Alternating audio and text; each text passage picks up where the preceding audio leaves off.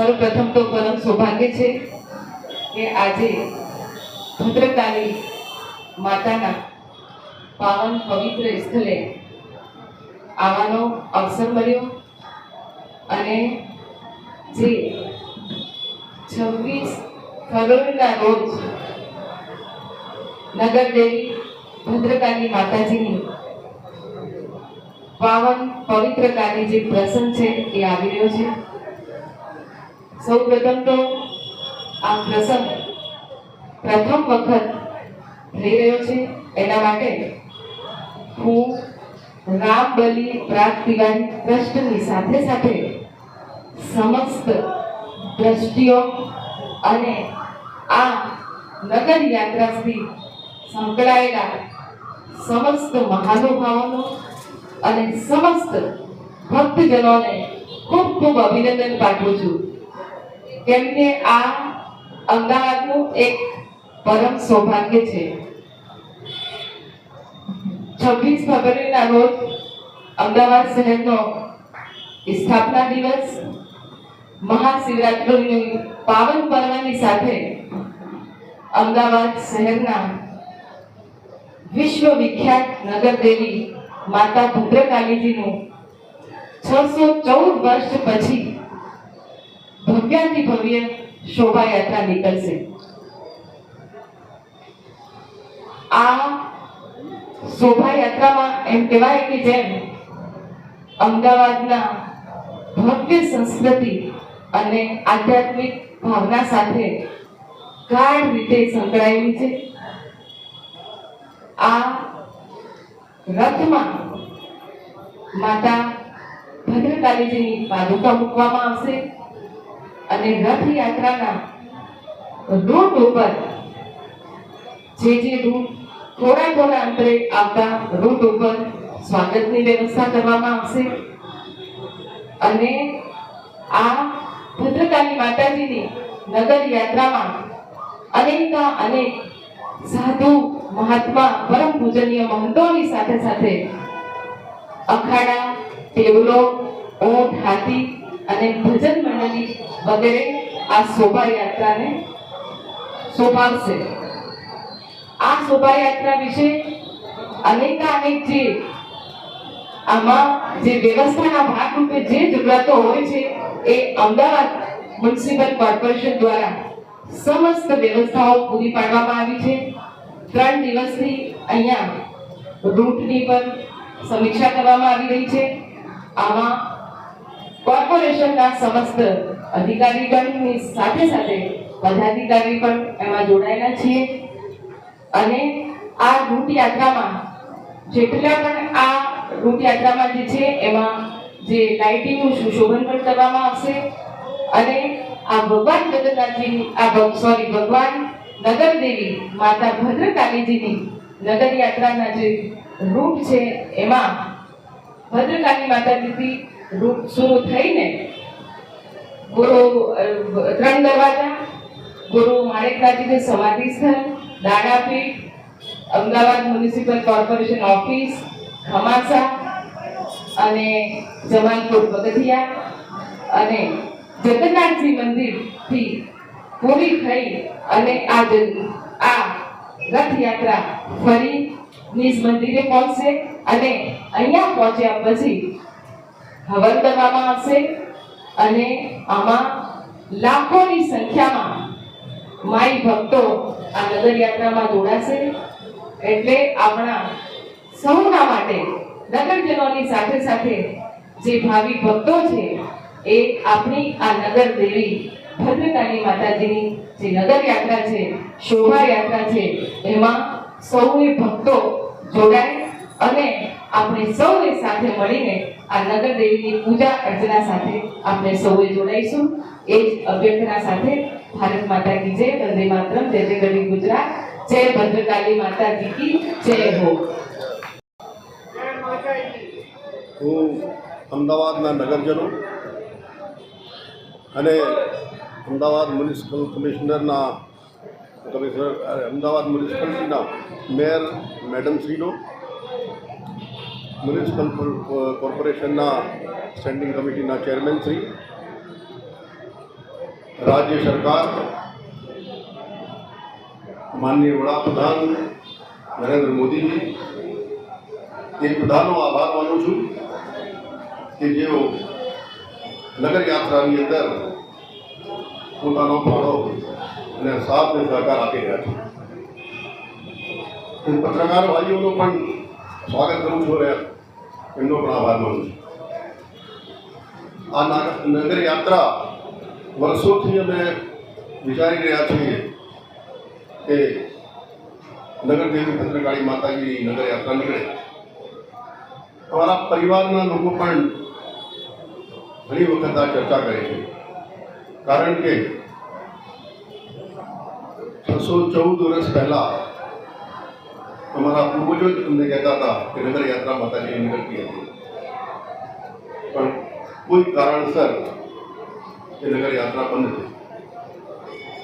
નગર યાત્રા આપણી કુળદેવી અથવા નગર દેવીની નીકળવી જોઈએ, આ શાસ્ત્રીય નિયમ છે.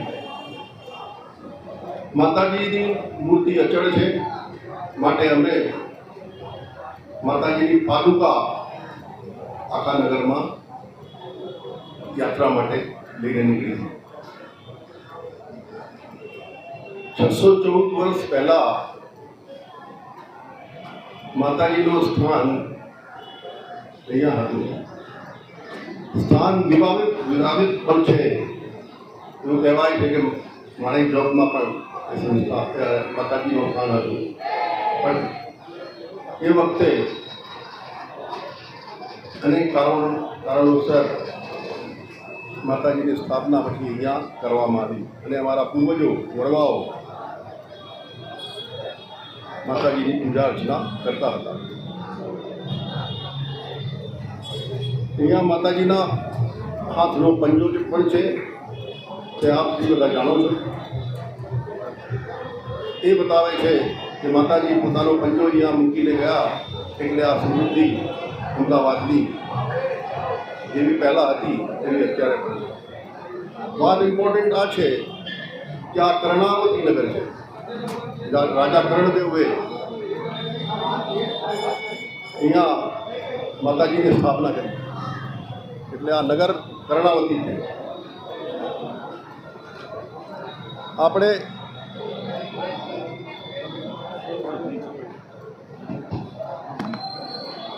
આપણે અમદાવાદ તો છે, પણ સત્ય હકીકત આ છે કે આ કર્ણાવતી નગર છે. હું આજે અહીંયા નગરના પતિ મેડમ શ્રી અહીંયા બેઠા છે. હું કહીશ કે આને બૃહદ કર્ણાવતી નગર તરીકે ઓળખાય તે રીતે આ નગરની યાત્રા ભવિષ્યમાં અમે કાઢીએ. રૂટ જે છે તે શરૂઆત આ જગ્યા ચોકમાંથી થશે. માતાજીની પાદુકા જે અમદાવાદના રાજા જેને કહીએ અથવા તો મેડમ અહીંયા બેઠા છે, એમને અમે માતાજીની પાદુકા માથે રાખીને રથ સુધી પહોંચાડવાની એમને પ્રાર્થના કરીશું. એ લઈને આવશે. પછી એની પૂજા અર્ચના રથ ઉપર થશે. રથની પણ પૂજા અર્ચના થશે. પછી આરતી થશે પાદુકાની અહીંયા. સાથે સાથે જે માતાજીનો પંજો છે એની પણ આરતી થશે. એ લઈને 3 દરવાજે આરતી થવાની છે. ત્યાંથી માણેકનાથ બાબાની જે જગ્યા છે, તે મંદિર છે, ત્યાં ત્યાં પણ આરતી ઉતારવામાં આવશે. ત્યાંના મહારાજશ્રી ઉતારશે. ત્યાંથી મ્યુનિસિપલ કોઠા જે નગરની વ્યવસ્થા જ્યાંથી થાય છે, ત્યાંથી મેનેજ થાય છે, ત્યાં પણ અમે પ્રાર્થના કરી છે કે મ્યુનિસિપલ કોઠાના જે હોદ્દેદારો છે તે આની આરતી ઉતારે. ત્યાંથી ખમાસા થઈને જગન્નાથ મંદિરની જે નગર દેવતા છે ત્યાં પણ માતાજી જશે, માતાજીના પગલાં ત્યાં જશે. અને જગન્નાથ મંદિરના મહંત શ્રી એમને અમે પ્રાર્થના કરી છે, તેઓ પણ માતાજીની આરતી ત્યાં ઉતારશે. ત્યાંથી થઈને હવેલી થઈને, હવેલીનો પણ એટલા માટે મહત્વ છે કે ગાયકવાડ રાજા પણ અહીંયા આ માતાજીની સ્થાપના વખતે એમની પૂજા અર્ચના એ લોકો પણ કરતા હતા. એટલે હવેલી થઈને સાબરમતી નદી કિનારે સાબરમતી નદીની આરતી થશે.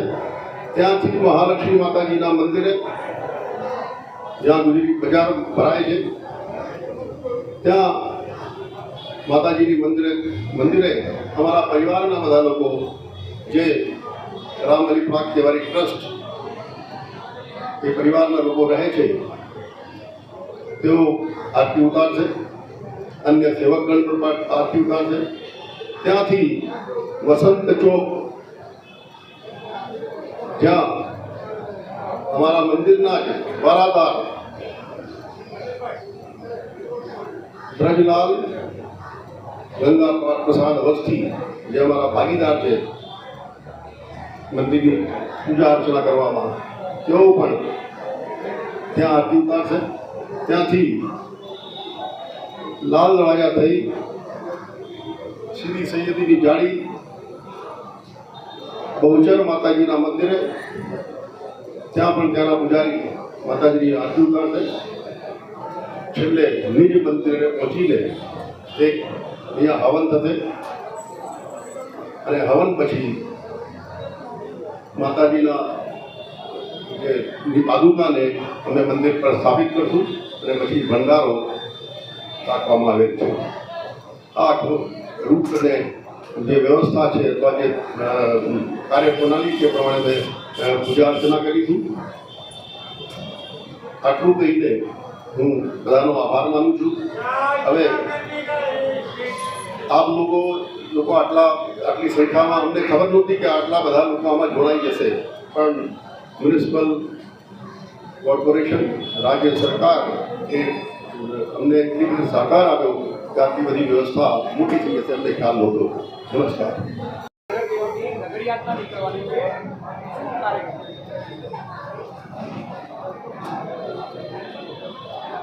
પરમ પવિત્ર પાવનકારી નગરદેવી વિશ્વવિખ્યાત ભદ્રકાલી માતાજીની 26 ફેબ્રુઆરીના રોજ સવારે 8 વાગે ભદ્રકાલી માતાજીના મંદિરથી ભવ્યાતિ ભવ્ય નગરયાત્રા નીકળવાની છે.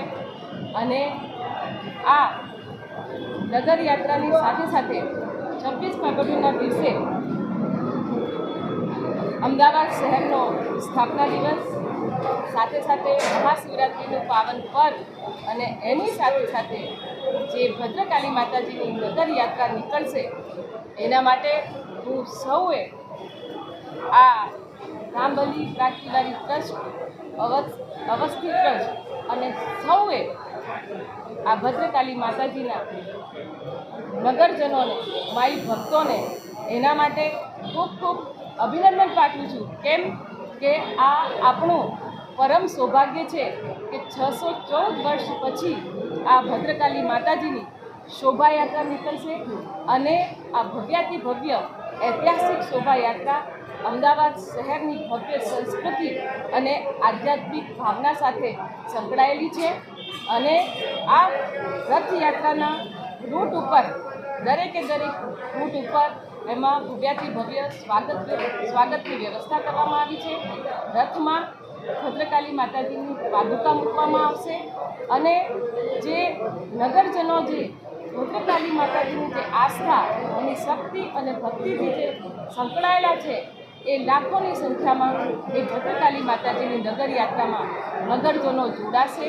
અને એની સાથે સાથે જે ભદ્રકાલી માતાજીની નગરયાત્રામાં જે અમદાવાદ મ્યુનિસિપલ કોર્પોરેશન દ્વારા જે પણ જે વ્યવસ્થા છે, વ્યવસ્થાના ભાગરૂપે જે પણ જરૂરિયાતો છે એ પૂર્ણ કરવામાં આવી છે. અને આ નગરયાત્રામાં એમ કહેવાય કે એનો જે રૂટ છે એ સવારના 8 વાગે શરૂ થઈ અને લગભગ 12:30 થી 1 વાગ્યા સુધી આ નગરયાત્રા વિવિધ સ્થળે વિવિધ વિસ્તારમાં ફરી અને નિજ મંદિરે પહોંચશે અને આ નિજ મંદિરમાં ફરી અહીંયા માતાજીનું હવન કરવામાં આવશે અને એના પછી ભંડારાની વ્યવસ્થા છે એટલે સૌએ ભાવિ ભક્તો એનો લાભ લેશે.